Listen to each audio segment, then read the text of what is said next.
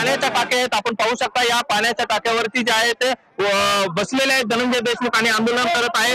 दुसरीकडे आपण पाहू शकता या ठिकाणी जे अग्निशामक दलाची गाडी आहे ते या ठिकाणी आलेले अग्निशामक दलाच्या माध्यमातून त्यांना खाली उतरवण्याचा प्रयत्न जो आहे तो प्रशासनाचा असणार आहे आणि त्या अनुषंगाने प्रशासनाने देखील आता या ठिकाणी प्रयत्न करण्यासाठी सुरुवात केलेली आहे। अग्निशामक दलाची आपण गाडी पाहू शकता।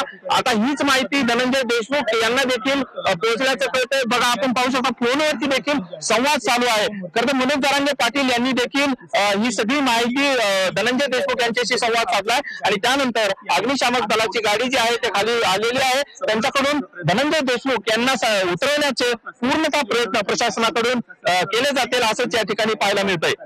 एकूणच बीड जिल्ह्यामध्ये मसाजोगचे या गावामध्ये धनंजय देशमुख आहे ते सकाळपासूनच आंदोलनाच्या आक्रमक पवित्र्यात होते आणि त्यानुसार या ठिकाणी आंदोलन होत असल्याचं पाहायला मिळतंय।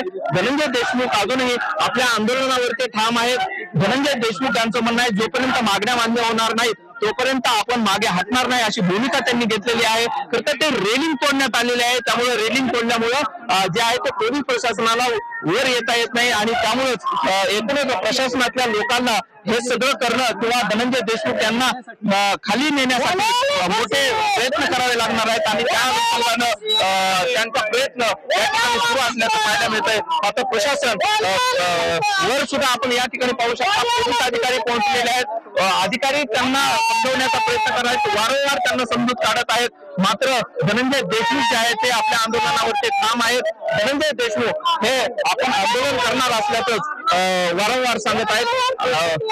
धनंजय देशमुख यांना प्रशासन समजवून पाहतंय, मात्र धनंजय देशमुख समजवणार का याकडेही सर्वांचं लक्ष असणार आहे। विष्णुदुर्ग जी 24 तास बीड।